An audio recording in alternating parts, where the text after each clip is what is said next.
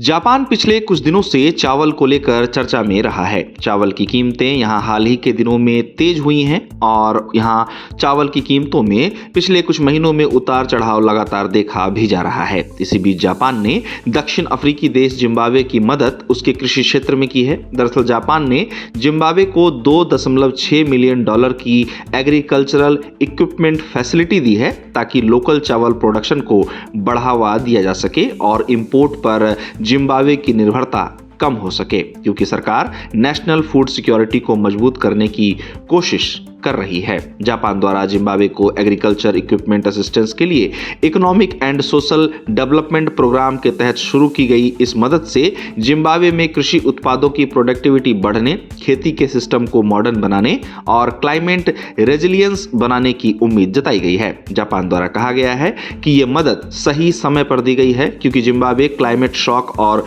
Global रुकावटों से नागरिकों को बचाने की कोशिशें तेज कर रहा है। आपको बता दें कि कृषि के क्षेत्र में आगे बढ़ने के लिए जापान द्वारा जिम्बाब्वे को चावल उत्पादन के लिए खेती के उपकरण खरीदने में मदद के लिए इकोनॉमिक और सोशल डेवलपमेंट प्रोग्राम के तहत $2.6 मिलियन की ग्रांट दी जाएगी। जापान द्वारा कहा गया है कि बढ़ते ग्लोबल झगड़े और climate change global food security पर बुरा असर डाल रहे हैं, जिससे नई टेक्नोलॉजी में रिसर्च और इन्वेस्टमेंट के जरिए फूड प्रोडक्शन सिस्टम को बेहतर बनाना समय की मांग है। जापान ने कहा कि हमें फूड प्रोडक्शन को बेहतर बनाने के लिए रिसर्च का फायदा उठाते हुए नए सॉल्यूशंस की आवश्यकता है। जापान द्वारा इस बात को भी कहा गया है कि हमें उम्मीद है कि इस मदद से चावल प्रोडक्शन टेक्नोलॉजी को आगे बढ़ाने में बहुत मदद मिलेगी, जिससे नागरिकों को क्लाइमेट शॉक और जियोपॉलिटिकल डेवलपमेंट के बुरे असर से बचाया जा सकेगा। साथ ही जापान की ओर से कहा गया कि जिम्बाब्वे बारिश पर आधारित खेती से ज्यादा भरोसेमंद क्लाइमेट प्रूफ सिस्टम की ओर बढ़ रहा है, ताकि साल भर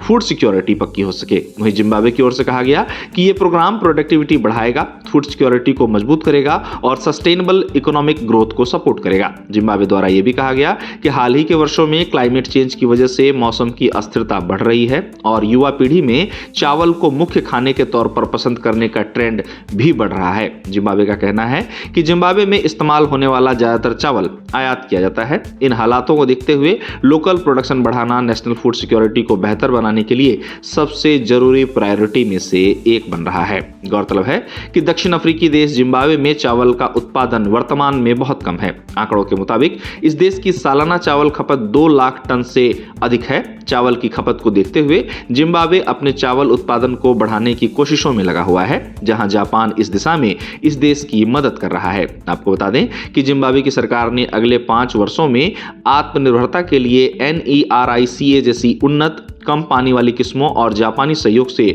उत्पादन बढ़ाने की ओर कदम बढ़ाया है।